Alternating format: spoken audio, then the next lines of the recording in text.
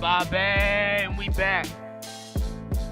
Ladies and gentlemen, welcome back to the Purpose in the Youth podcast. For the second time on the podcast, we have my man, Nathan Acorn. What's good? What's up? Nate, you first came onto the podcast, episode 2, September 7th, 2016. I did. Do you think a lot has changed about you? My main goals are still the same. How I operate and how I communicate what I do has changed. It's more calculated, I guess, but no, I still have the same goals. I still want to do the same thing. Yeah. People can go back and listen to the episode 2. They could really get the full story of where Nate grew up and everything, but 3 to 5 minutes just to refresh people that might have heard that actual episode. Who is Nate Acorn? So Nate Acorn is a kid from Chicopee, Massachusetts who makes clothing. I started making clothing about 4 years ago. I started with screen printing in my garage. Mm-hmm. And I bought all the equipment to start screen printing, and then I had a clothing brand called Achilles at the time. And I still got the hoodie in there too. You have the Achilles hoodie? Yeah, the Achilles hoodie with the white text in the back. That's crazy. Yeah. I've seen random kids in Chicopee wearing that shit still. But I started cutting and sewing about 4 years ago. My mom showed me how to use her sewing machine, and I realized quickly that I enjoyed doing it and I was pretty good at it. So I applied to go to FIT in New York, and I moved there. I lived there for 2 years, and since then I've just been going in, trying to hone my craft, try to be as good as I can be at doing it, and that's what I do every single day now. Literally every single day. That's all I do. What, for people that don't know exactly what cut and sew, that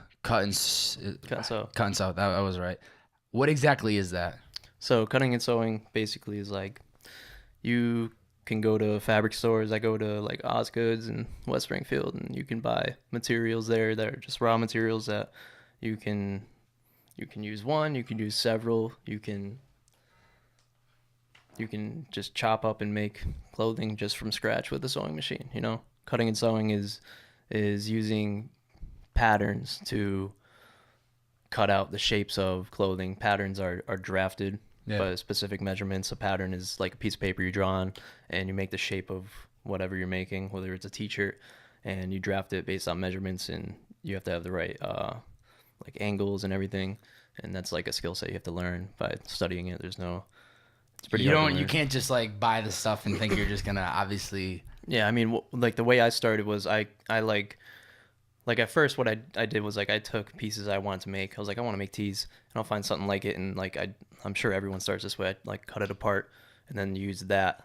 You cut it at the seams. Yeah. You place that down on fabric, and you can cut that out, and then try sewing that together. And that's how I started, and that's how I did my first pair of jeans. And then I realized it kind of clicked with me. I was I get it. I understand how it's done, the blueprints and cutting it and assembling it.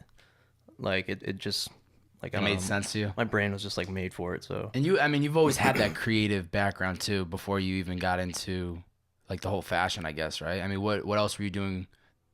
Was it? I started doing music production. Music production. Okay, I was trying to think of what it was. Yeah, I did it for.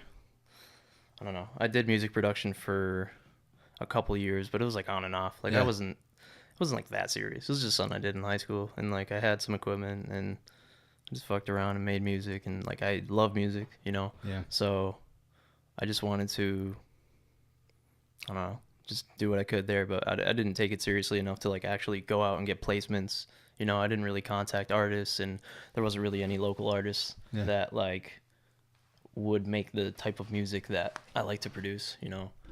The type of music I like is I'm really into Mike Dean production. We were at ComplexCon the other day, and I seen him and fucking freaked out. I didn't get to. No big deal. I didn't get to talk to him. But I was man, that's my fucking idol. He's the GOAT, and that's the type of production I like. Yeah. But I don't know. I didn't take take too seriously. I was in high school, I was just fuck it. And then after I graduated and started doing cut and sew, I was like, man, I really want to just do one thing and just try and get as good as fucking possible at it. And I was that's what I'm gonna do.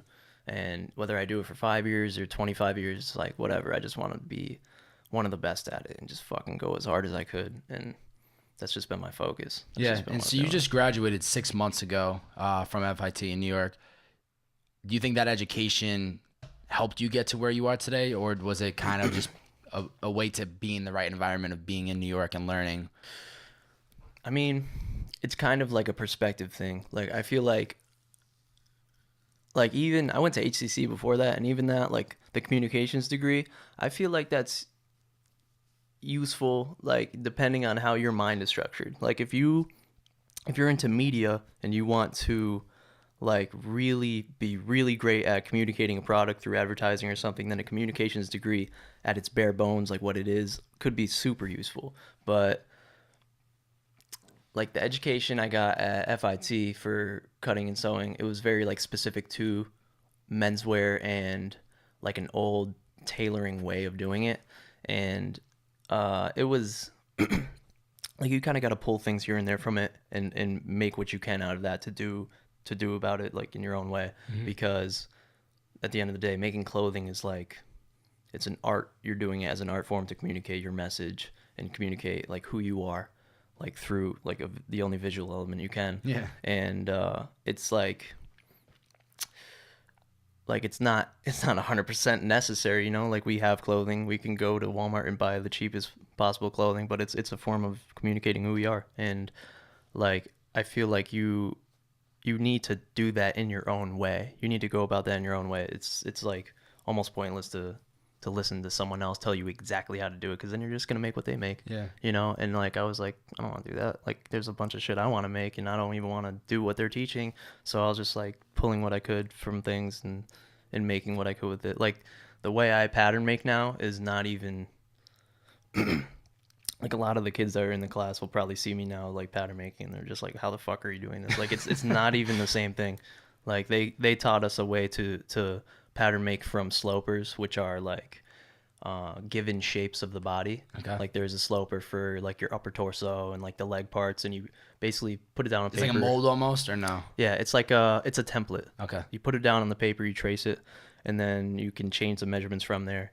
But like almost like all the tops that I make when I pattern make them, I just go from scratch. Like I don't even use a sloper anymore, because once you understand how the measurements work, how like the neck operates and like the shoulder line and how long you want it and the armhole and the length and width, it's like you can just do that from scratch. You don't even need to use slopers. So as far as the education there goes, it's like you pull what you can from It gives you structure, and then you kind of have to take Yeah. what you learn from it and create your own. But that's like everything. Yeah. That's like everything. But I will say that I made like a lot of friends there. Yeah. I made like a lot of good friends because I was in the menswear program, and the menswear program there is just one class a year, as opposed to if you apply for fashion design, it's like 9 or 10 classes of 25 people, which is Oh, so there's literally just 25 of you within. yeah. The, The men- oh, man. menswear So that's program real. it's 25 people a year, and then there's 2 classes because it's an associate, so there's a first and second years. Yep. So there's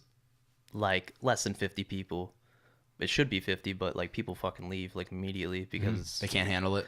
it's like kind of a fast pace, and like it's definitely like a crazy workload because you have like your normal school shit to do, and then you have the sewing and pattern making assignments, which are like pretty hefty.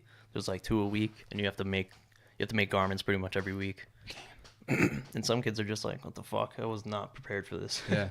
And yeah, so you become like really good friends with the people in the program, and I made like a lot of friends. One thing I don't want to overlook that you just said was about you kind of were just creating what you thought was dope. And we talked about it actually yesterday, how, you know, somebody will DM you and say like, oh, do you think I should do this or should I do that? Yeah. And you're just like, yo, you need to do what you think is dope. Like, Yeah. when I'm creating this podcast or I'm bringing on guests, I'm just doing what I personally think is dope. Yeah. And Of course. Doing whether it the people best think way it you is or can. not, it doesn't matter, because you have to create it and show them, and then they're like, oh, this is dope, and nobody's gonna be able to tell you beforehand. You shouldn't need somebody else's Yeah. approval to follow through with what you think is Yeah, I gonna agree. be good. I do get a lot of DMs like on Twitter and Instagram, mostly on Twitter, of people saying like, yo, how should I start? Like that's easily like the number one question I get.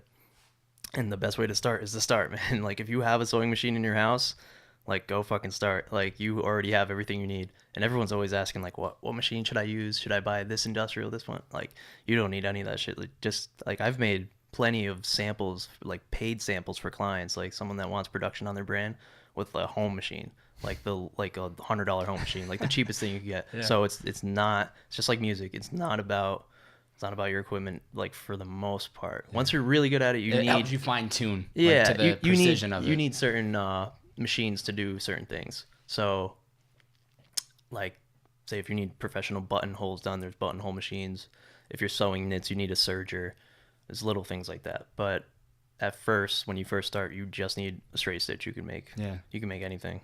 I think once you start to it, no matter what you're doing, once you actually overcome that hump of debating, should I do something, then start and do it, it's so much easier to jump into other things, and you stop to question. As I'm sure you have, as you're going along your journey, doing all these different creative outlets, you don't even second guess yourself anymore. It's like, oh, no, you did vlogging for a little bit, you did the fashion, you did music.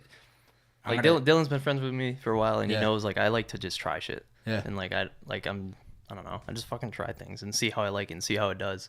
Like, fashion was one of those things. Like, at one time, it was just like, I'm just trying this right now. Yeah. Like, 'cause I've tried a million things, and, like, that just worked really well. I was like, that's what I'm gonna do. I'm really good at it. Yeah. And I'm still trying other things. Like, I'm uploading videos right now.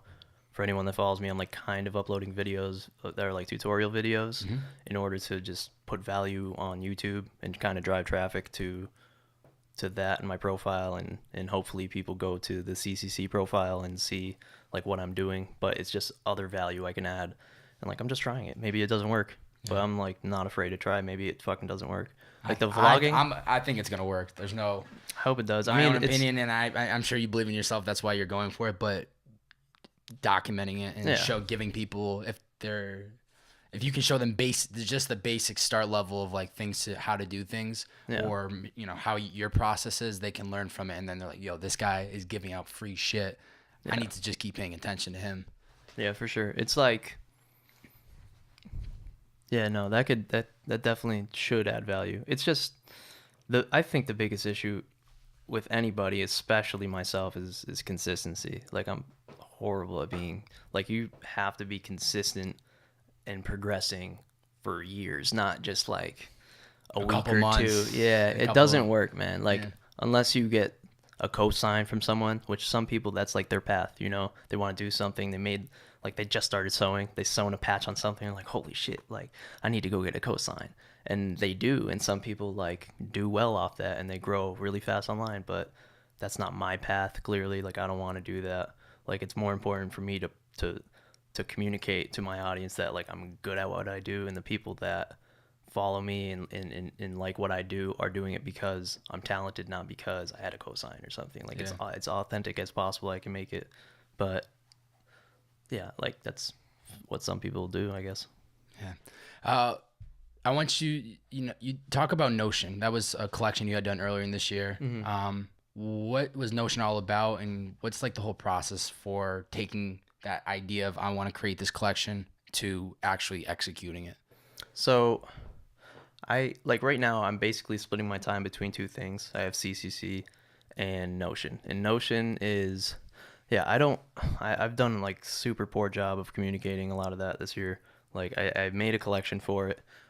I've made, like, a whole bunch of samples, and I continue to make a lot of samples for it because, like, that's not gonna hurt me. Like, I have them. Like, it costs me money, but I'm doing it anyway. You know, like, it's something I love doing. So I have You're a only bunch getting of, better with doing more products, and and I have a huge selection of stuff. I'm like, could I do production on this?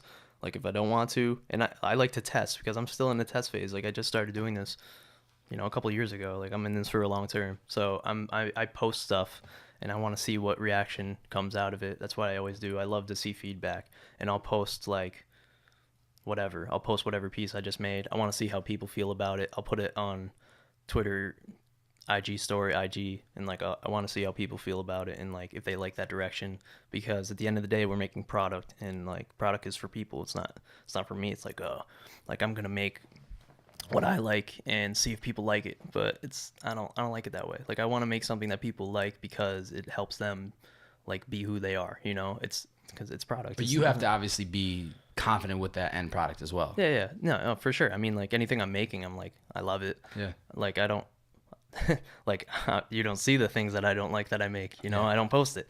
I've definitely made shit that I'm just like, I'll spend like 10 hours on something. I'm like, all right, I actually don't really like this, and then I like throw it off to the side. It kind of sucks, but like I definitely, yeah, I have like a whole rack like at my studio, in the top rack, like I just have like a couple pieces I've made that I didn't really care for, but all the stuff I made, like I made a backpack last week, like I'm done. Like after 12 hours, I'm like super stoked to post it. I'm like, fuck, I want to see like what people think about this. 12 hours Yeah. from start to finish to make it, or to just design and do everything. Like designing for me is just like I'll sketch shit and like throw it in a box, and I kind of like I don't spend. I mean, I'd spend time designing in my head, and then like when I have the idea, I'll sketch it. But I I think I spent like 8 or 9 hours. I kind of lost track, but I did it all in one sitting. I had like the materials like here and there in my shop, and I needed to get some, so like I went to Osgood's like an earlier day, bought some shit, and then when I had everything, I brought it down and cut it up, and then I think it was like 8 hours total. That was my first backpack though, so like my next backpack will take like 4 hours. You know, that's just how it works. Like my first pair of jeans, when I cut up I cut up like a pair of H&M jeans and assembled. I used those pieces to cut another like fabric and make a new pair of jeans. It was like 12 hours. It took like literally all day. I remember waking up, like just going to do it, and when I was done, I just went to fucking bed. I was like, damn. But yeah, now I can make a pair of jeans in like 2 hours. So Damn. yeah. I mean, you learn. You know, you the 12 hours to the 2 hours. That just shows the consistency of when you keep creating, and you start to find ways to beat around or things that you spent time like debating. It's like, oh, it's a second nature to you now. Yeah. I mean, you created everything. I made a list. There was backpack, jean jackets, shoes, excuse me, pants, coats, sweatshirts, t-shirts.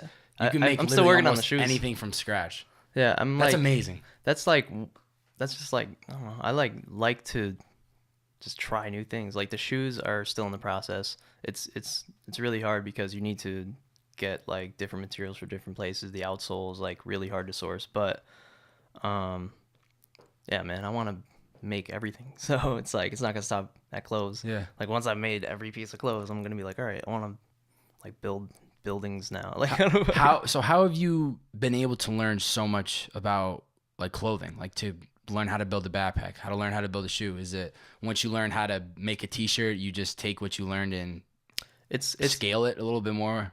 It's like the framework for what you're thinking of how you're making it. Like when I look at a t-shirt, like a t-shirt is assembled, you know, it's assembled in a certain way. There's seams on the side, on the armhole, and when you look at it that way, like you can look at all products that way. You know, it's just like how it's assembled and what the pieces are in the rawest form and how they became what it is now. And like t-shirt's just a flat sheet of fabric, and you cut it up a couple ways and you stitch together. And when you start looking at things like that, like you look beyond t-shirts, you know? Like when I first started, I could look at a backpack like within the first couple weeks of starting and being like, oh, I get it. I understand how this is You see assembled. how everything is placed. Yeah, it's the same thing. It's cut and sewn, and there's panels, and it's shaped a certain way, and there's trimming here, and that's just like, and it's the same for anything. It's the same for like this house, you know? Like there's struts and there's boards, and then there's plywood, and then there's insulation. You know, it's the same thing. Like you can look at anything and look how it's assembled, and that's like kind of how, I don't know, I just like naturally look at things that way. You know, my dad is like very much like that, and I think I'm like very much like him. You know? It gets, I mean, that type of stuff can obviously pass through to you. So I don't know how it happens in the circle of life, but yeah, my father's personality is definitely in me. My mother's brain, it's funny how it's crazy how that kind of happens. I don't understand it because like once you get older, you start noticing that shit. And like I'm not that old. I'm only 23, and like I definitely noticed that I'm just like my fucking dad. Like it's so weird.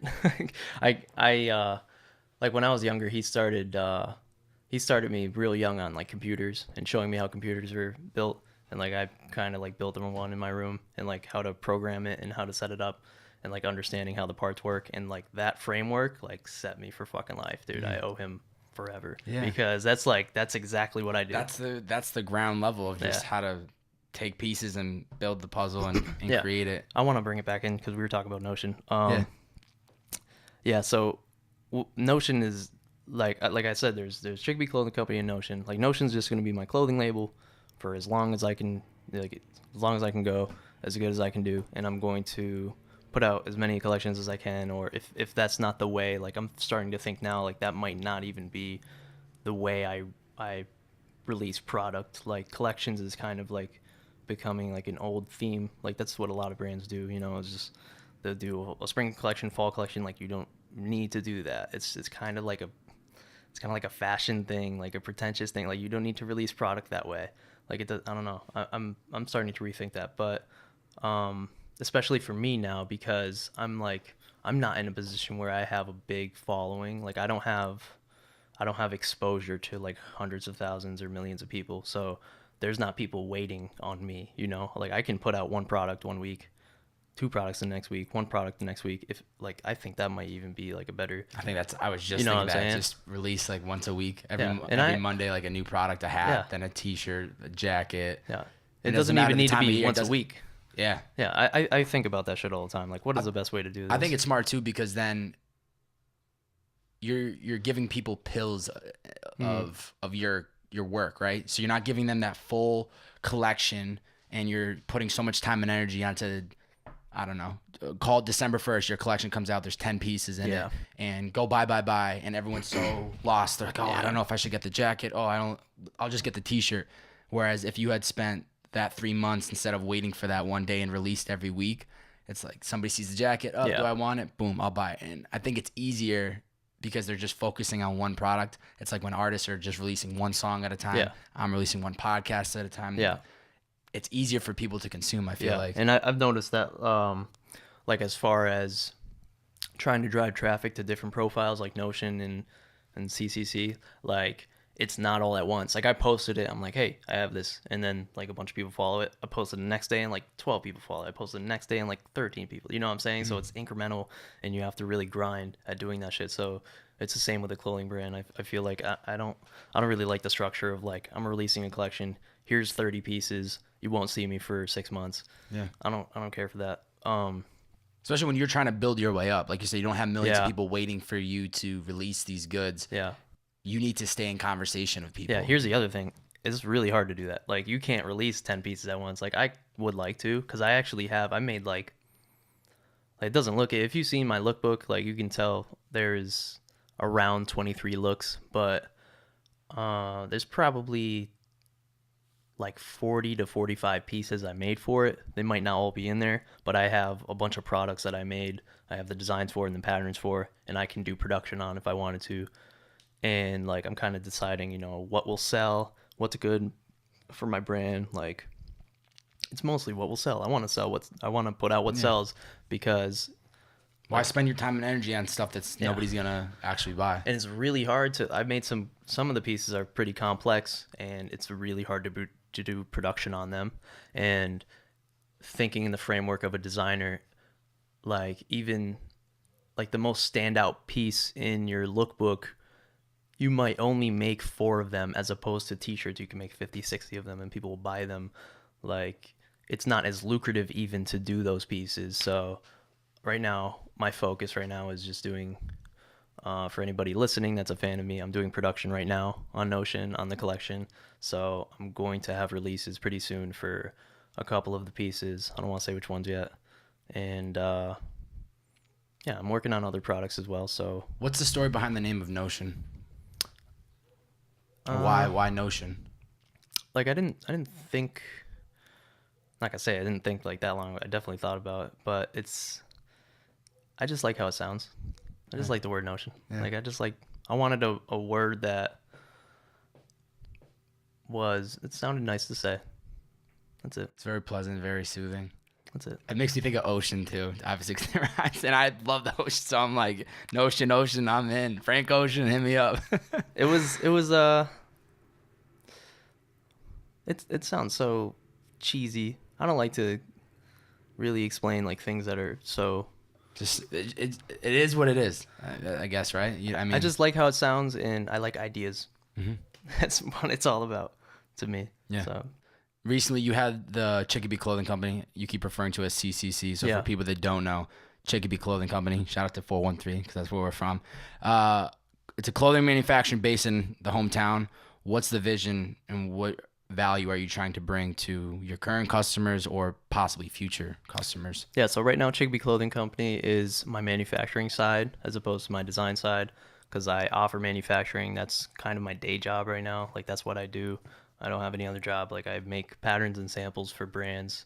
If you're a designer and you're looking to have anything cut and sewn, that's what I do. I do production. I start with patterns and samples.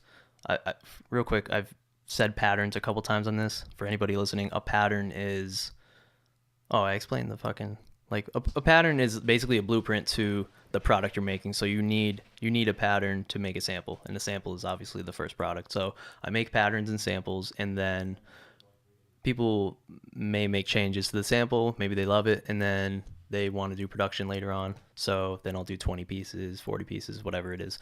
And at the moment, like I'll quote on bulk, and if it's like really large, if someone wants to do like 200, 300 pieces, like I'll have to I'm not going to say no to anybody. I'm still going to quote it, but I just want to expand like on a team. I don't have any employees yet, but I really, really within the next 8 to 10 months, like I really want to, once I'm really settled down, like hire some sewers and actually have employees on payroll to actually start doing larger production. Yeah.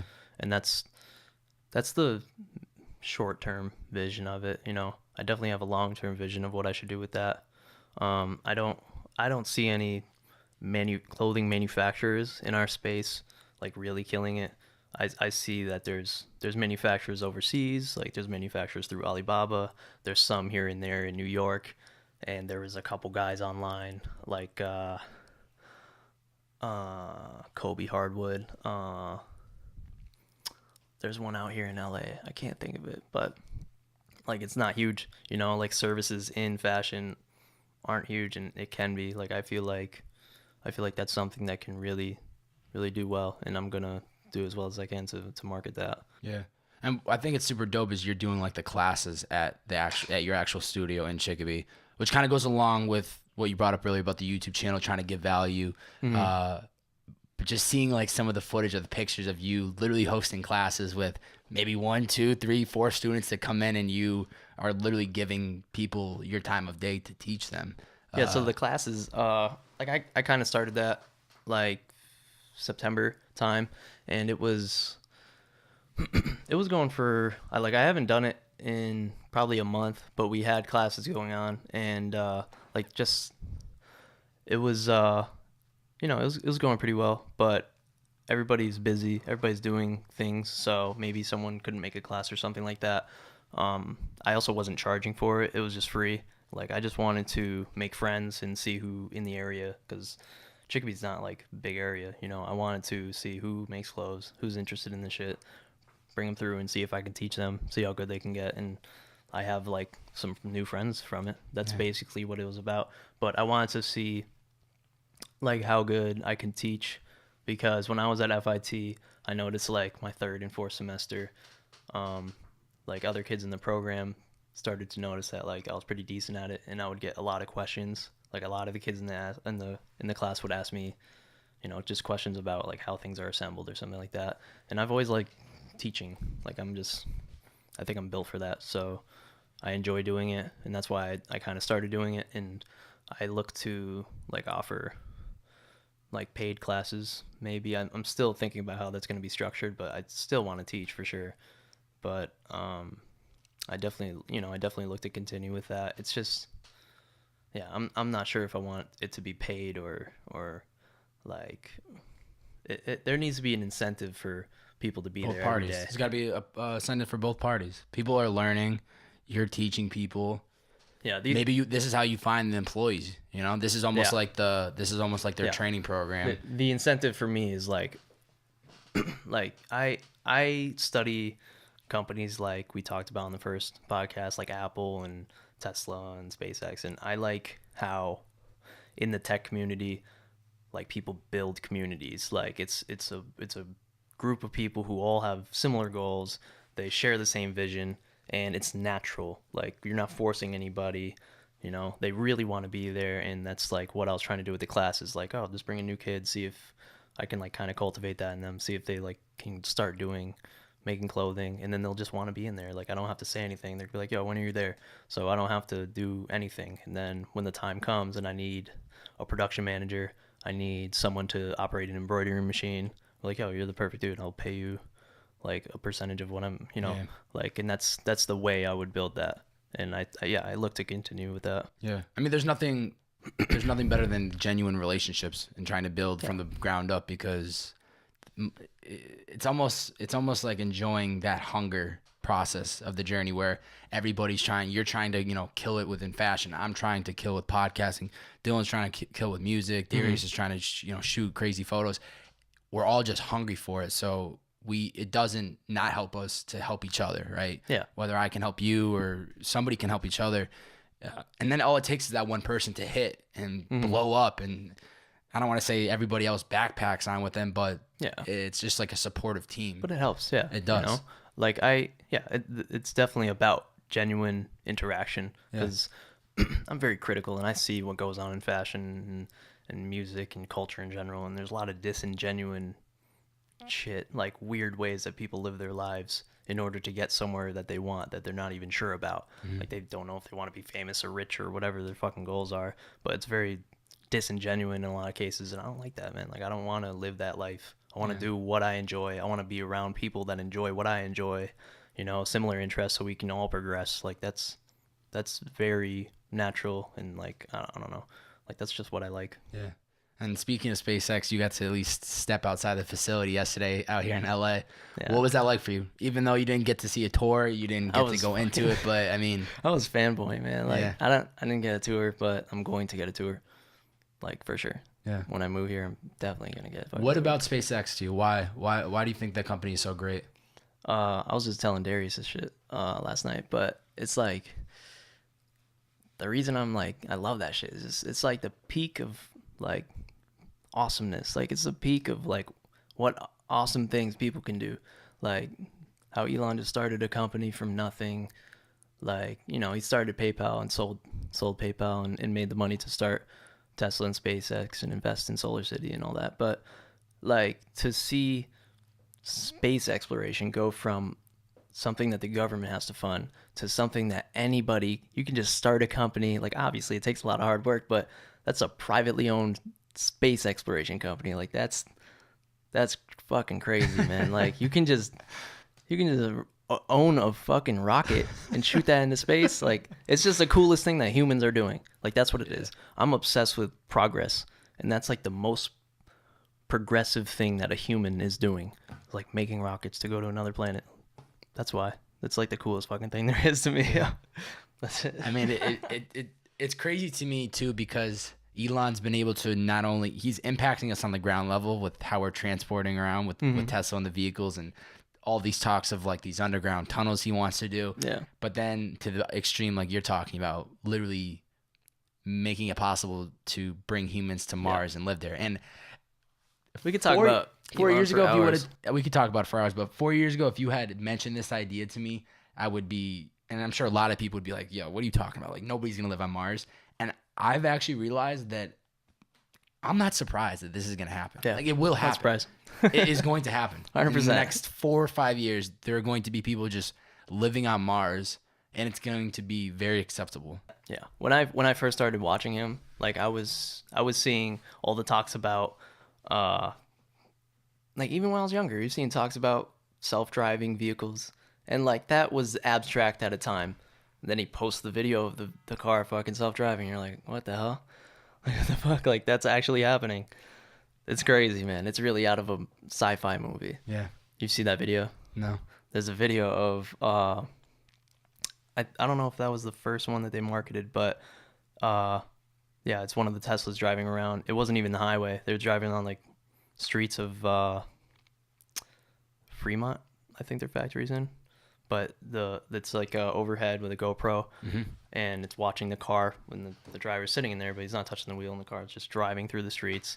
Like we're not gonna need drivers, and no one's gonna need to drive in 2 years. Like once it's legal, once that's like gotten through the law system, like that's the next thing. We're literally gonna walk outside and just get into a car and punch in a little on our app, probably on our phone where we're going. Just sit back. And when you see something like that, the Mars thing is just like, yeah, of course it's gonna happen. Like, of course that's fucking gonna happen. Like, look how do you do this? Like, you know, you go with the train of thought, and it's not even like you're not questioning it. Like, I'm still like hesitant to you know, like I'm not just like an endless supporter of everything he does. Like, I critically think about it. I'm like, is that gonna work? And then it generally does, and it makes sense to support someone like that. And that's why Tesla's stock is like, Tesla's revenue isn't the biggest, not even close to the biggest of any car company. Like, they don't make, like, they made like 50,000 units or something last year, and like Ford made 4 billion or so, or 4 million or some shit like that, you know. And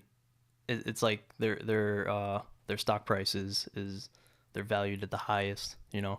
So people see a lot of value in what he's doing. Yeah. Who else right now is inspiring you beside like Elon? I know Steve Jobs is a big one. We talked about him in the first episode, but who else right now is kind of pushing you? Like recently, like I go to YouTube a lot for a lot of inspiration, and like I listen to random podcasts and random videos. Like, usually what I do is I'm working all day, so I will put on like a podcast or a YouTube video and like work on patterns, cutting and sewing and shit. And right now, like I've recently been listening to Jeff Bezos talks. Amazing. Amazing company. Yeah, he had some advice that I like really loved, that was so simple, in one of his like seminars, one of the talks. And he was saying that like, as a business, you should focus on like 2 or 3 like key components of what you should do. And his was obviously like fast delivery, cheapest products, and something about customer service. I think it was like customers first or something like that. But like, making it a point to focus on certain things in your avenue, like whether it's clothing or whatever, like focus on those and do as like best you can to accomplish that. And like, those goals were obviously what everyone wants. You want your product there instantly. Yeah, literally. You want it as cheap as possible, and they did that, and that's why he's dominating shit right now. And that's just like, you know, simple advice. I watch like tech giants to see what advice they give, because they're the most successful people, you know. And that's like, he gives advice, he's like, do it. Like, all right, I built fucking Amazon. Like, if you do it, it'll work. I know. You know, like, that's like why it was like 10 years of just ground. Yeah. I mean, he started as a online bookstore. and everyone said, online bookstore. who's gonna buy fucking books? And now he owns Whole Foods. It's funny. But who else? Like Gary Vee. Never heard of him. Never heard of him. Yeah, for those who don't know, Gary Vee is I wouldn't say motivational speaker. Like, he's more business, but he's just a business coach. I would call him a badass entrepreneur who gives zero fucks. Yeah. But he gives so much value to people. Yeah, he kind of, like, for me at least, maybe this is like my view of it, he kind of comes from like a strange place, because it's not like VaynerMedia isn't like its own popular entity. It's very successful, but like, you don't look at it and be like, oh, that's the guy from blah blah blah. Like, you know VaynerMedia because you know Gary. Mm-hmm. So like, some people look at him as like a motivational coach, and like, I definitely listen to his shit to give me motivation sometimes, but he has like really good business advice, and that's what I need. And I like how practical he is. Like, he'll give advice on like how to practically grow your Instagram following, and just like, do this. And it's just like, all right, and then it works, and then it fucking works. It's like, that's advice I need. I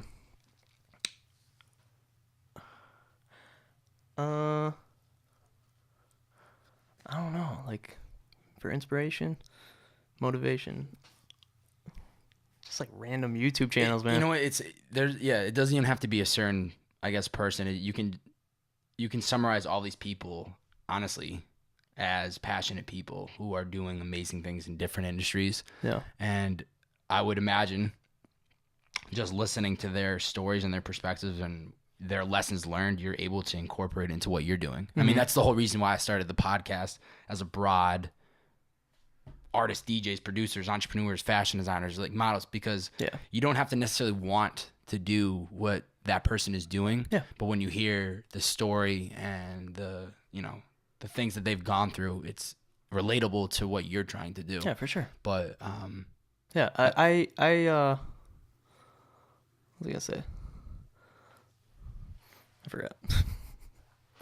Yeah, I don't always need inspiration and motivation. Like I kind of get it myself now. Like I get inspired by seeing my own progress. I consume a lot of like random YouTube Mm-hmm. content. I listen to a lot of Joe Rogan's podcasts Yep. and just I like to hear a wide spectrum of just like people and try and get like to the boundaries of how people think, and just get as many opinions as I can. Yeah. That's like my only focus right now. Yeah. And you're busy too, which is good. Obviously, you can feed yourself all this input while you're actually physically working and cutting. And what does your day-to-day schedule look like when you're home working? Obviously, you're cutting and you're listening to these podcasts and whatnot. But what is like the actual structure of your day look like? I try to get 8 hours of sleep. Mm-hmm. I know most people don't do that. I know you don't do that. Like, I don't know. I like to sleep and I like to be fully rested. I respect it. I don't feel like I can operate at a good level unless I'm like fully rested and I can clearly think. So I get 8 hours of sleep and I kind of, because I work for myself and I don't have employees yet, this will change when I do, or hopefully I do, but I get up when I'm done sleeping 8 hours, depending on when I went to bed.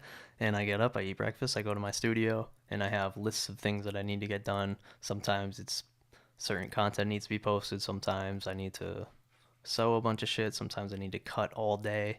Sometimes I need to make patterns all day, whatever it is, and I just do that literally all day. Do you make a list like the night before, or is it? I mean, I make it as I go through the day. You just know what you need to do day by day. Yeah. A quick tip for anybody who doesn't already do this: you should use the Notes app on your phone and literally make a to-do list. Like I have that. I've been religious to it for years. And like anytime you need to do something, like, oh, I need to get that done, like you write it in that list and follow that list religiously, and you'll get a lot of shit done. You'll be very productive. And that's how I do everything. Yeah. I mean, it's not just one list. Like I have lists for, like I utilize the Notes app more than any app on my phone. Yeah. And like throughout the day, I just write shit and take notes. Sometimes I use the voice thing. Smart. That's where the world's going next, is voice. And I mean, I'm at my studio.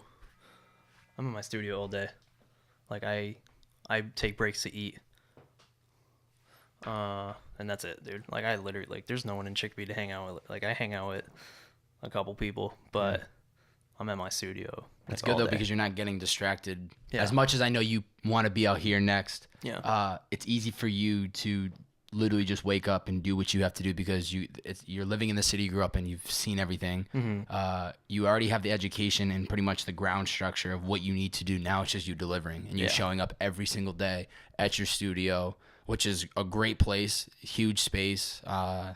It's hard to describe through this voice, and even if you're watching the visuals, you can't see it. But I mean, you just have a very widespread, and you're able to clearly probably think, and it's your own. Feel like it's your own. Just like you can lock the door and nobody's gonna show up. It's nice to go in. Nice. It's nice to just go into your own space. Yeah. And just do whatever you want to. Like I have sewing machines. I have room. I could do whatever I want in there. Like I'm making shoes. I don't know. I could paint if I wanted to. Yeah. I could shoot visuals for whatever. I just like having my own space. But 90% of the time I'm making clothes. Yeah. And It's like the other thing is I don't do it because I need to, like there's not a boss telling me that I need to do this. Like I need to make a certain amount of money, but it's not about that. Like I do it because I really, really enjoy doing it. I don't wake up and I'm like, fuck, I need to go to my studio. Like I just go there because I love doing it, dude. Like, and that's super important. If that's not what you already do, if you're listening, then you should definitely fucking do that. Like if you're working a job you don't want to work, like quit. Please quit. Like don't do things you don't want to do because you're not going to live forever. Like I figured that shit out real quick. I was like, you know what?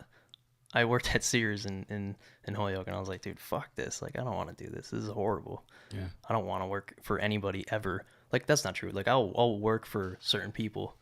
Like I'll work for SpaceX, Like of course. But there's a passion behind it. You see the bigger picture and you believe in what they're trying 100%. To accomplish. So that's a completely different than if you were just working at a random Yeah, and there's social media company that you didn't give a shit about. Yeah, or Burger King Yeah. or something. You know, a lot of people are working these jobs, making like relatively nothing, like not that much money, and they're like, oh, I need to do it. Like, you can make money on fucking Grailed.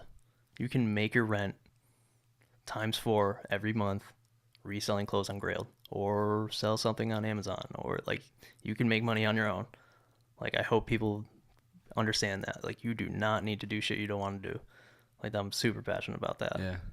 Like, that's a fact. Yeah, I every day, get in the grind, go to the gym at 6 a.m., do this, do that, and always wanting to see my own work progress. I've gotten better as every day remind myself that I'm able to honestly wake up and love what I do. I'm nowhere near the finish line. I still feel like I'm really just getting started, especially in this whole creative world, because before the podcast, I don't really think I'd ever been like quote unquote a creative, but I'm very grateful that I'm in the process of actually like working towards that every day, because I think back to the time when I worked at Finish Line at the Holyoke Mall, or I worked at Big Y, and there's nothing wrong with those jobs. I learned so much. And when you're young, you're supposed to do jobs like that because you don't have experience and you don't understand how the world works and how you can make money, reselling stuff. Yeah. No one told you. No one told you. Exactly. So you got to figure that shit out. Exactly. But looking back on it, it served its time and place, and now to like see where I am, and oh yeah, no, it's a crucial lesson for sure. Like, I wouldn't have thought the same if I didn't work at Sears. I worked there for like a year and a half. I don't know, and then I kind of worked at like a small shop as a tailor, but that was like more what I enjoyed doing. But yeah, it should serve as a lesson. Like, you should do it. Like, maybe you're 16 or something. Like, do it, and then you'll be like, fuck, this sucks. But yeah, you can make money. I want to talk about one thing you said is like, there's like this distinction that people make between people who are creative and not. I don't know like if I totally agree with that. Like, I think everybody's creative. I think creative is like I see a lot of people with creative in their bio and shit. Like, I think creative as a word is just another way of saying problem solver.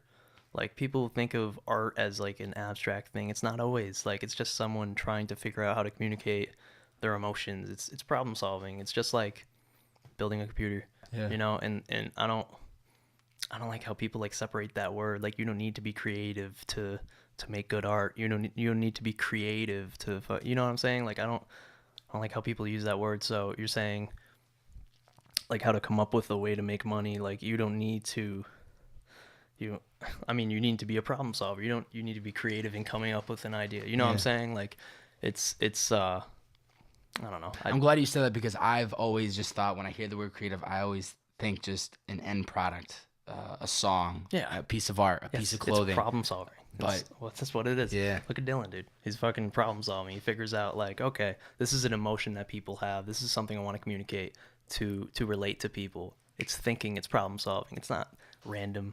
And even if it is random, if you are doing it randomly, like, that's probably not how you should do it. Like, you should think and be critical about, like, you should be calculated, and it's the same way with making money. Like, you don't have to, like, there's a lot of photographers, and like not everyone's going to get booked for shoots because there's a lot of photographers. So you need to be creative. You need to problem solve. You need to figure out a way to make money doing it.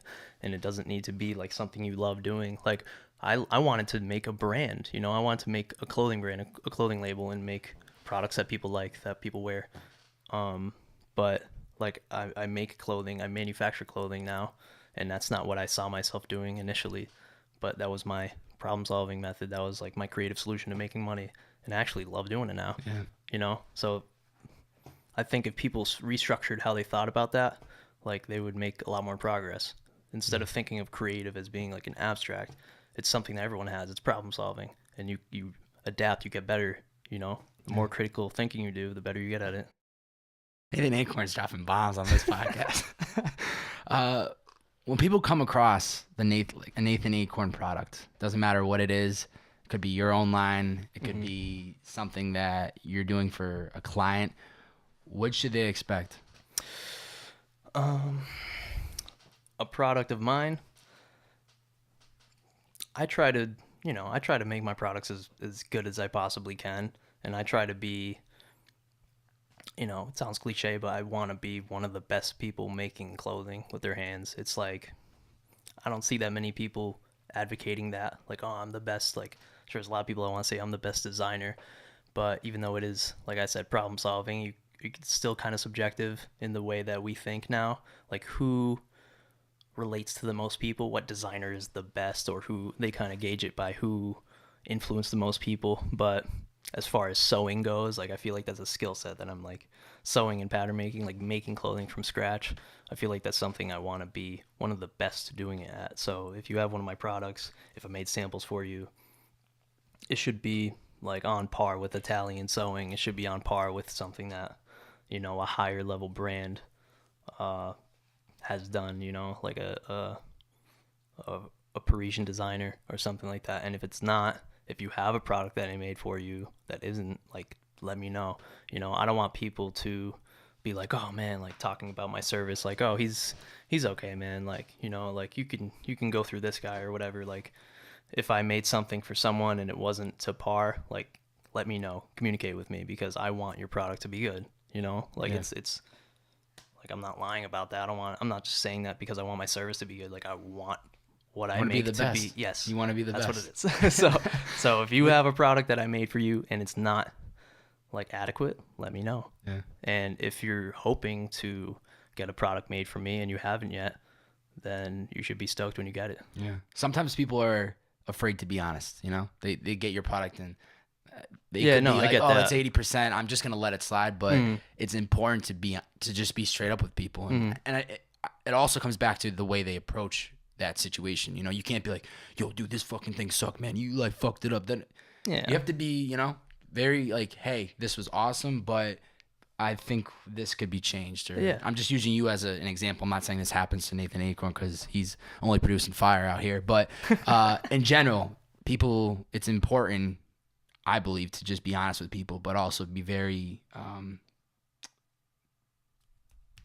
aware of how you communicate with them, of what the problem is and how you expect it to be solved. Yeah, because what I do is a service, you know, and I think for the most part people approach it as they are customers. You know, I get feedback, and sometimes someone's like, oh, I want this to be changed or whatever. But for the most part, like, kids I'm working with are very new to this. Like, that's why I kind of make the instructional videos. I have a video on my website explaining how to start the process of doing manufacturing through me. And like, a lot of the kids, I might make their first samples, which is dope. That's dope.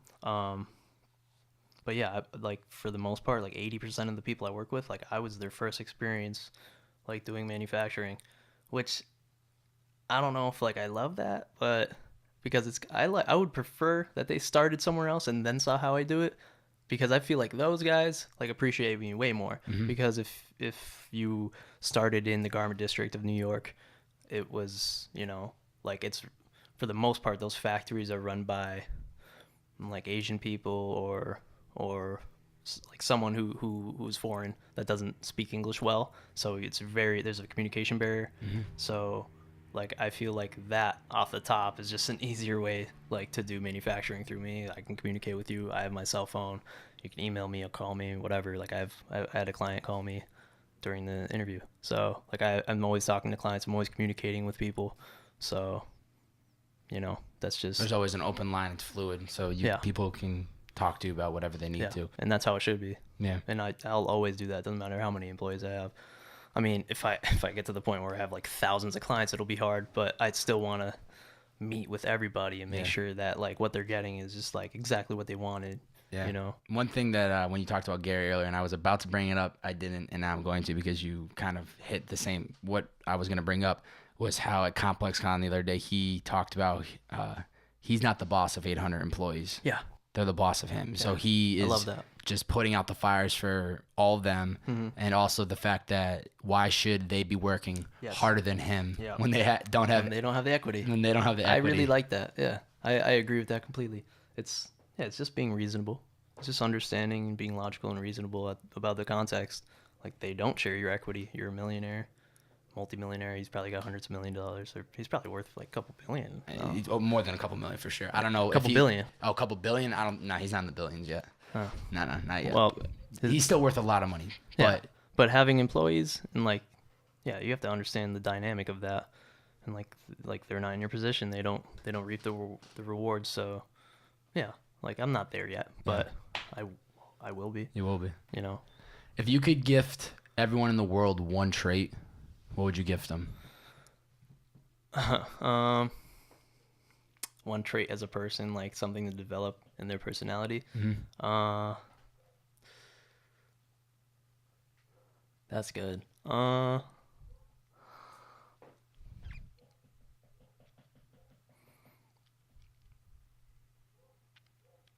don't know if there's a. It's not really a personality trait, but we just touched on it. Logic, I think, like being able to problem solve is like what's driven most of my life, and having that trait and understanding how to assess situations and make changes in the future based on the outcome, like has completely dictated my entire life. You know, like I operate totally differently than how I did when I was 16. You know, how I went about things.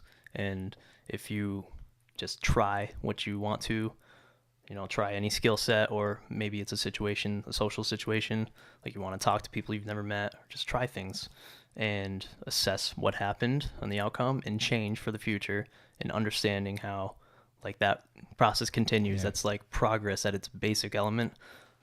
I guess like logic would be the single personality trait that's like, it's not really, it's kind of like a brain function, but like It's that. very important though. Yeah, because it's pretty fundamental to like how our society works, like how education is like that one thing that can really influence like everything else, like all the other problems, and it's developed basically by how people think. So I think everybody should develop their logic engine as much as they can and try to think as critically as they can. I like that. Yeah. We just hit ComplexCon the other day. We did. This is the second year they've done it. First year for both of us to go. Some of the biggest people in the industry there, biggest clothing companies, influencers. For you personally, what was your biggest takeaway from that event? My biggest takeaway was that I should have brought fucking cards. That shit was like, I kind of went there like, I didn't even plan on going. Like, I didn't even think about it really, like, before coming here. And then I was thinking about, I was like, you know, I should probably go. Like, I'm in town while it's going on. And then we went there, and I'm seeing how many brands are there, and, like, how many brands are just doing printing or embroidery. I'm like, yo, why did I not bring cards? And I was kind of introducing myself. I actually have, like, a stack of cards in the other room that I got from brands, which isn't, like, as good. I wish I could leave them with my card. But there's no one, like I said, there's no one doing kind of what I'm doing at the moment, or if there are, it's very few, far between. Like, I feel like I could just fucking dominated that shit, man. I didn't have enough cards, but I have cards now. I'm gonna contact people. But my biggest takeaway is that, I mean, for me, my biggest takeaway was that I could like acquire so many new clients just by going to that and utilizing that as a networking event. If obviously, like, for anybody listening, that's not you, obviously, like, you don't do manufacturing, but for some people, you're trying to network, you're trying to meet new people. Hopefully you're doing it in a good way that adds value to them, not just trying to reap off of what they have. Like, I've definitely seen a lot of like fairly famous people there, and I could have just, you know, I don't know, you could walk up to them and say whatever, but unless you're doing something for them and helping them, then it's fucking pointless. Like, you're just trying to get like the end goal. Everyone's always thinking about their own end goal. Like, oh, if I introduce myself to Ian Connor, like, where am I going to be? Like, they're not thinking about what you can do for Ian, you know? But yeah, my biggest takeaway was that I could have like done a lot better. I'll 100% be there next year with 500 cards and everybody that has just screen printed tees in their booth. I'm gonna be like, yo, I do manufacturing. I'm the best doing it. Here's my card. And if you don't like my prices, I'll lower them just so I can have you as a customer. Like, build that relationship with them early before anything happens. Or I should have did that, dude. I'm like, but if you have the business cards now, that's already half the battle, because sometimes spending time researching, trying to figure out which person to contact or where to contact them, it's very easy to follow up an email. Hey, it was great to meet you at ComplexCon, or whoever's listening. If you go to these networking events, get a card and then follow up with some type of email. And even if they can't put the face together with your name, they're like, oh wow, this person actually took the time to email me and is saying good things. So, That's like the same thing. Takeaway for me was just you need to go to these networking events. You know, I wasn't even 100%. gonna go, as you know. But for the Facts. people listening, I literally bought the ticket the night the night before before. at like 7 p.m. because I realized if there was ever an event that I should be going to, it was this one. It was this. It was And that shit Complex. paid off for you. And it for sure paid off. People will be seeing some. I mean, I've met Ty Lopez just around. I'm not even flexing, but literally ran into Ty Lopez, Nikki Diamonds from Diamond Supply. He's the founder of that. I met the president of K Swiss. Yeah. Shout out to Barney. Met Gary. Met Gary Vaynerchuk. I got some crazy content that's gonna be coming out soon. Got to ask him a question. Yeah, and I've seen a bunch of kids that I know, like from the industry. But you just got to put yourself in that environment, I guess. Yeah, man. If you have, and this is that's a great event to approach people.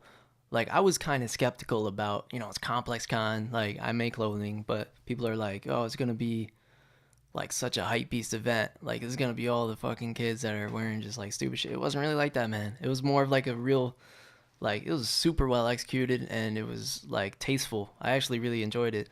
And if you're looking to get in contact with owners of brands, for one, like they're there. Yeah. And then there's, whoever celebrity is running through.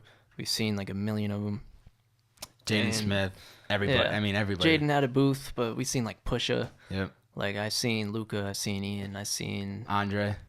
We've seen Andre 3000. That shit's crazy. That is kind of crazy. And like if you like I'm not trying to entice anyone to go just to see them. Like you shouldn't do that. You should go if you have some value to add to them. Like you shouldn't just like it's not. Don't go and just be like, hey man, like hello, like can we work together? It's like no, I won't fucking work with you. Yeah. Like you should have some value to add to them. Like for me, in my case, I can do production for people. So I introduce myself and I say, yo, I see you're not doing cut and sew right now. Like I would really love to do that for you. Like we can talk about pricing. I have something to do for them, and hopefully, if you're a photographer, you can take pictures for people. So that's the easiest way. So if you're looking to develop your network, definitely go to ComplexCon. That was super relevant. Yeah. And now I know for sure I'm going to Agenda. Like I know I'm going to Agenda now. I know I'm going to.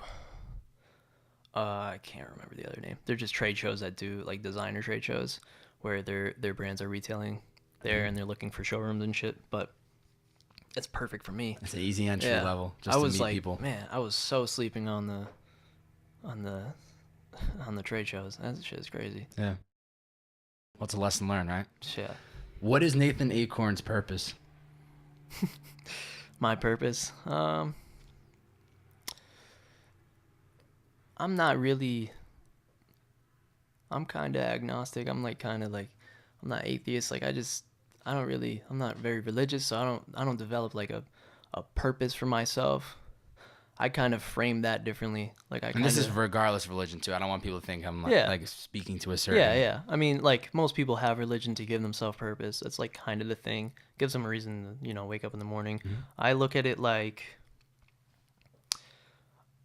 it in such a like Darwinian like scientific way. I'm like, what is my function as a human? And like, how can I help humans? Like that's like it sounds crazy to talk about, but that's like how I think. And I don't know. I'm not doing very much. Like I'm very aware of that. I'm just making clothing. I'm trying to be good at it, and the idea for me is to be as good as I possibly can and communicate that, and see if people will be inspired by that. And maybe I develop a following to make the money to do more, and help more people and do better things to inspire more people. It's like maybe at a deeper level it is egotistical, maybe it's not, but like I think about that a lot. Like it might be that I want people to like me, it might be egotistical, but it might be that for a lot of other people. What's important is the net result of it might be a lot of people are inspired. Yeah. I look at Kanye in that way. I'm a big fan of Kanye, and like a lot of people are like, oh fuck him, he's egotistical, but the net result is that he inspired a generation of people. He really fucking forced the culture like in a new direction, and everything now is kind of inspired by him. And like even if he is an individually egotistical person, the net result was good for everybody. So I'm like focused on, I'm like it's way out of my league to even talk about that. I'm just making clothes. Yeah. But I want to help people for sure. And The people that actually wear your clothes, I'm sure, are inspired because they know this was literally created from nothing, from somebody that started at the very bottom and now is producing. So it is an inspiration for them to even just to wear that product. It's more important for me to kind of lead by example rather than be a cool designer. Like that's just something that's calculated. That's something in it. Like I want to make clothing that's just like a fucking stunt, a fucking flex. It's like, damn, I want to see like the hottest shit. I want to make something that's never been made and people are just like, what the fuck? How was that made? I've never seen a designer do that. I'm not there yet. I'm getting there. I'm like working as hard as I can. But yeah, the long-term goal is just to lead by example and showing people like I'm so cynical of things and I'm so critical of shit. And I look at designers and I'm like, there's so many fucking kids that are designers, like clothing designers, and they don't make clothes. And that was just fucking strange to me. Like I find it really strange that I'm like one of a very small portion of kids making clothing, or no, I'm not really a kid anymore, but like people making clothing that actually makes it, Like I think that's fucking weird. Like that's a weird way to operate. Like not to disrespect anybody, but it's like, are you making clothing because you like to do that, or are you doing it because you want people to think you know what I'm saying? Yeah. So my whole thing is just like to do what I love to do, and I guess that's kind of that's not a great purpose. Like that's kind of just like what I end up doing, but the net result is what's important, right? Yeah, and the net result for me is to, I would like to inspire people and help people be who they want to be, but more importantly than that, like I would like to hopefully throughout my life, hopefully I live long enough to do something relevant enough to actually help like people progress, like that's why I look up to brands like Apple and shit, because they actually produced products that it's so funny how critical people are of like iPhones and shit like that, but it's insane like what progress that led to.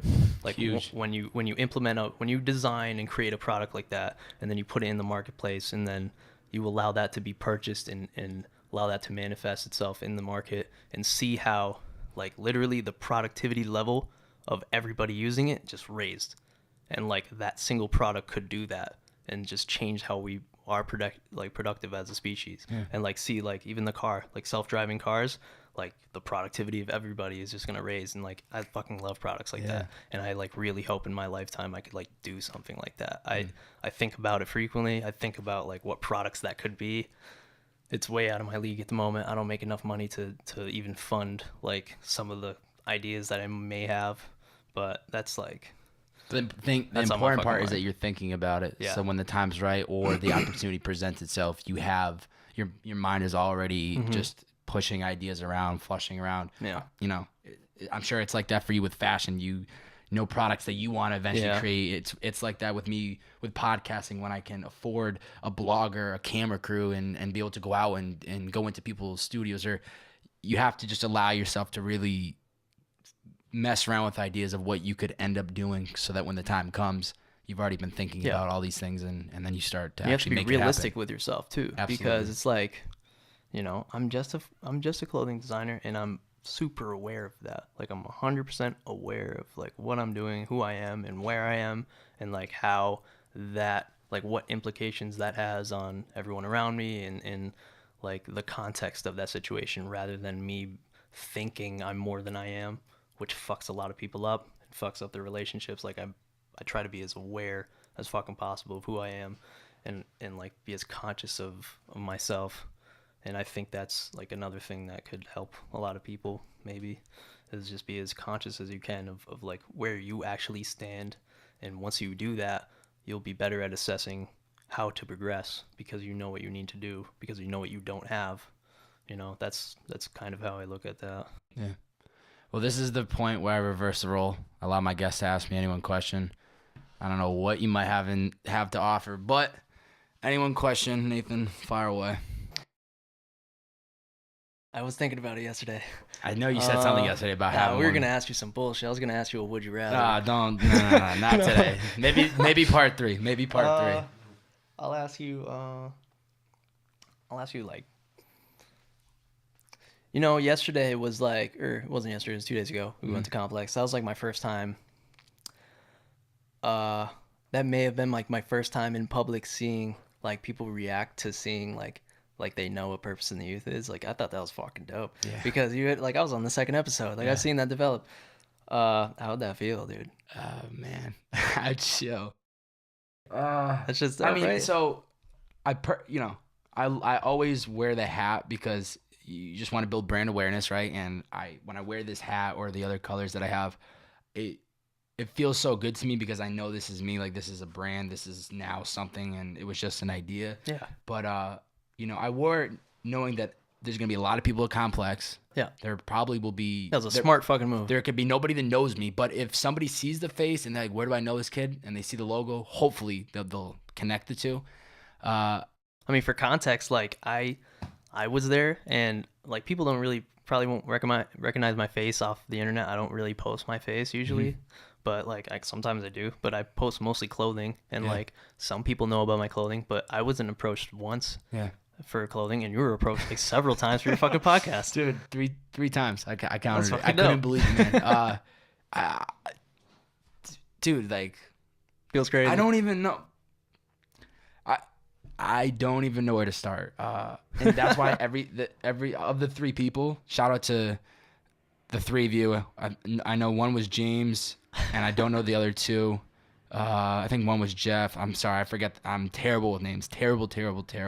But so surreal, man. Yeah. And I tried to. The first person that came up to me said something. I ignored everything around me, and I was like, I'm gonna give this person all of my attention because I respect it so much for a couple things.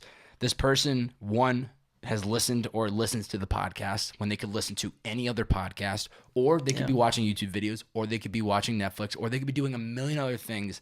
And this person has given me the chance to really consume my content. Secondly, they didn't even have to come up to me. Like they didn't have to say anything. They could have walked by and be like, there's that podcast kid, and kept walking. But I hope that those three people came up to me only because the content has really impacted them that much. And they all kind of elaborate on why they like the podcast and what it's done for them. And that to me was just super dope because I obsess about it as you all have to obsess with your own passion, and you just think about it 24/7. If you're really trying to take it to the next level, you have to. And I never, you see posts online and you get a couple DMs here and there, but you never really see the impact until you see somebody in person, and they're electric and they're fired up and they're like, yo, you do that podcast, bro. That is dope. I heard this episode, that episode. Like that to me was so cool. Cool to see how fired you are about it. Yeah, and what's so dope too is that you were literally the second episode, like at my house in Chicopee. Like I was there since the beginning. My wall was painted white. I'm pretty sure that episode, my like mom walked in and knocked on the door or something like that, and I was like, "We're recording a podcast," and she's like, "Oh, well, put a sign or something like that." But it's just I don't know. To me, I had 3 this year. I literally want to have a booth next year, and I want to have a line of people, like set up a mini booth with 2 mics like this, have some stuff, some merch, and maybe just like filter kids in and show them how to start a podcast, maybe do a couple live podcasts. That'd be fucking dope. I want a line. I want 200 people, 300, 500 people there because they know the content, they fuck with the movement, and they're there because they heard it, they've been following. So if I had 3 this year, I'm going for 100 next year, or I don't know. It's just so dope to me, dude. Like that, money cannot buy you that feeling. That feeling, for real. I don't care. Like, I mean, I don't feel know, that. you just have to like create something that you think is dope and not care what other people think. And if you're so caught up in when are we gonna start making money, you're not gonna make it because you're gonna stop. Yeah. Because it's gonna take a long time before you actually start making that money. As I'm sure it took you a while before you even could start making money off your product. I'm not making money off the podcast, but I don't care because I know where this is taking me and what it's already done for me. Why am I gonna stop? It's just you have to keep going. And that ComplexCon literally, when I'm gonna put out a vlog for it soon, people, you can really see like the in depth of like what happened at Complex and some real brief conversations I got to have with people. But that to me was everything that I needed. And even just getting to ask Gary Vee, I literally have a 1-minute clip that I'm going to probably replay once a week for the rest of my life right now, at least for the next couple of years, because it's just like that one-on-one, you know, like the one-on-one. If I got the chance to ask him a personal question and talking about value, he's given me so much value, as I'm sure he's given anybody, value in the last 14 months for me. But to ask him what I can do for him, and for him to be like, nothing at all. I just want you to keep executing, keep practicing the thesis. That's what he said. Like that, you know, I can't put into words, bro. I love to see how fired up you are about people approaching you. That's how I feel when someone sees something I post online, see some clothes, and they're like, man, this shit is crazy. They DM me or whatever, and then they come through or see it on me or something, like, man, this is insane. It's the same feeling. Yeah. And I'll tell you what, man, you stick with that goal and you'll fucking have a booth. Yeah. That's the plan. And I want to make a quick thing before I get into closing. Conversation we had the other day is show love to the 3 supporters you have, the 5 supporters you have. You talked about it the other day when you know somebody will DM you and you'll just try to have a conversation with them and see what they're about and give them advice or, you know, opinion on something or that. If you're doing something that you love and people are showing love to you, I don't care if it's a comment back on Instagram, comment back on YouTube, answering a DM, like, show love. Yeah. They don't have to do that. For sure. They don't have to give you any type of energy of you're doing a great job. Some people are so pretentious about it, man. Yeah. They're just like you get something online, like, yes, it's coming in. Like, I'm getting it. It's like, man, fucking interact. Those are humans. Yeah. Like, I get, shout out this kid, Elijah, this kid, Pedro. These guys are always supporting me. Those are 2, like, heavy supporters of my shit. Shout out Chris, okay. He's always supporting my shit. Who else?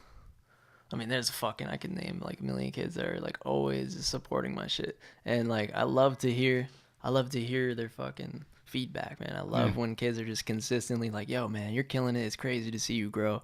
And like, I love speaking to them. So if you want to talk to me, if you listen to this and you liked it, like, please DM me. Like, let's talk. We're humans. Like, let's fucking speak. Like, I'm not pretentious about this. Like, you know?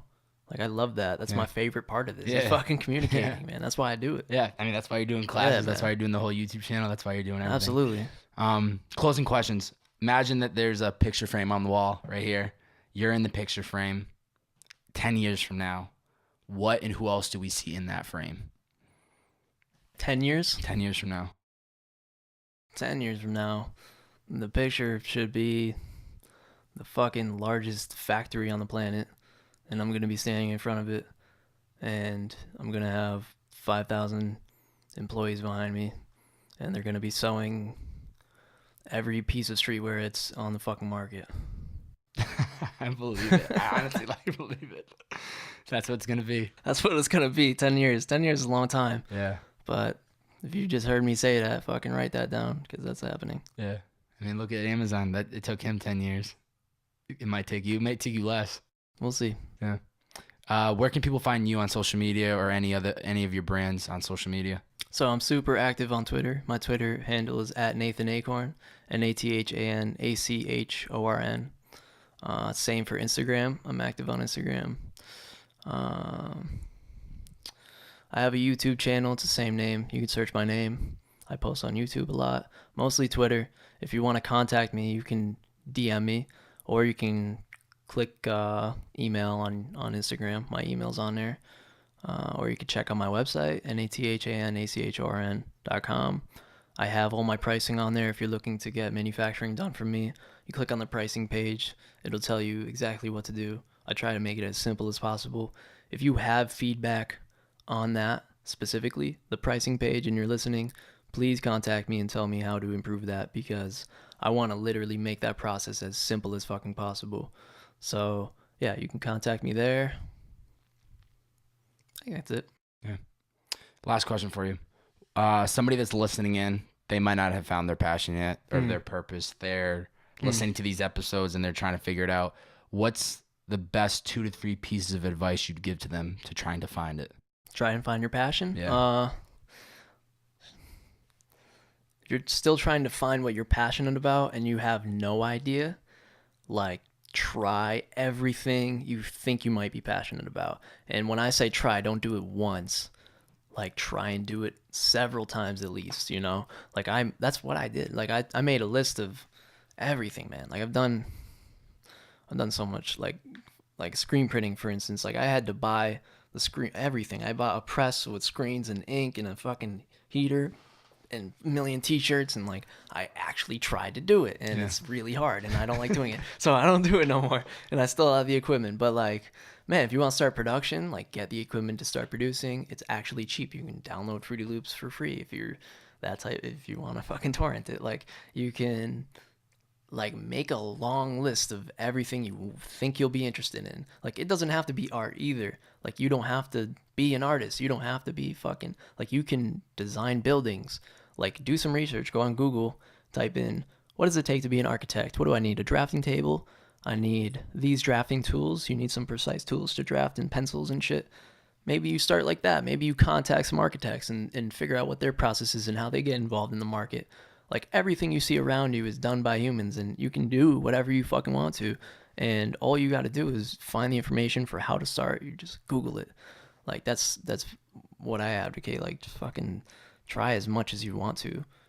Yeah, just try everything. If you haven't found your passion, if you found something that you're, like, you think you're passionate about, like, keep pushing and push yourself to several hundred hours of doing it and see if you actually enjoy doing it, because you don't know right away. Like, I'm 4 years into making clothing. Past 2 years I've been heavy doing it, and like, I still ask myself every day, like, do I love doing this? You know, like, I actually am manufacturing, and like, if I'm going for 2 weeks straight without having made a piece for myself, I've just been making pieces for other people. Like, I'm like, do I actually enjoy doing this? Do I love doing it for what I'm making? Is there a path for growth? Am I going to progress? I'm always constantly asking that question, because maybe one day I wake up and I don't like it, which would suck because I'm good at it and I'm not like incredible at anything else. So yeah, continue to ask yourself if you like it. And if you've already found what you like and you're just decent at it, work way fucking harder and get really good at it. Like, there's some things that are subjective. Like, say you're a musician and your music is subjective. Some people are going to like it, even if you're fucking Drake. Some people like it, some people won't like it. But there's some things that are objective about it. Like, I worked 12 hours today in the studio. And when I say work, it doesn't mean like I just sat there. Like, a lot of people think work for some reason is you're at a place where people are working. Like, you're not actually physically, when I say I'm working in my studio, like, I'm physically fucking like doing things, like physically making progress on something. So put in a lot of time over a long period of time and see how good you can actually get at doing it. Because I think people, like, one thing we didn't touch on, but I hope we can if we have time, is like, when you get, like, because I grew up with like, I wasn't particularly incredible at anything, and like, I don't think I'm like incredible at making clothes, but I'm like getting really, really good at it, in comparison to like what I see like people doing. And like, I wasn't a kid with any, you know, I like watch kids that lived around me like play soccer or something. I'm like, man, like what is it like to be that kid that's the best at it, you know? Like, around them, he's just like, oh, this kid shows up at the court, he's draining threes, he's shitting on everybody. Like what is it like to be that fucking kid? And I've always wondered that, dude. And that's what made me go so hard in clothes. I was like, I want to be the fucking best at this, and like, I'm gonna do everything I possibly can to do that. And like, I've really tried to do that, and I've noticed that like, something that really, really helped my character and who I am is like, by doing that, I got a lot of confidence, and I became way more confident in everything I do, and way more confident in my decisions and how I go about things. So for the third piece of advice, like, if you have found your passion, do it as much as you can. And if you get to the point you're so good that you can see that you might be better than most of the other people doing it, you'll be very confident in yourself. And don't be a dick about it either. Yeah. Don't be a dick. I think that is the very most important thing, no matter who you are. Because at the end of the day, you're a human being, just like the rest of us, and everyone's going to die. So don't be a fucking dick about it, but be as good as you can. Yeah. Nathan Acorn, part 2. Thank you for coming back on the podcast, Appreciate it, man. Thank you. Awesome. We'll catch you guys next time. Thank you for taking the time to watch my video. I really do appreciate it. If you could leave a 1-sentence review in the comment section below about what you'd like to see in the future, that would be awesome. And if you really want to make me happy, please subscribe to my channel so you can stay up to date when Bobbbaaaay drops a new video. We'll catch you guys next time.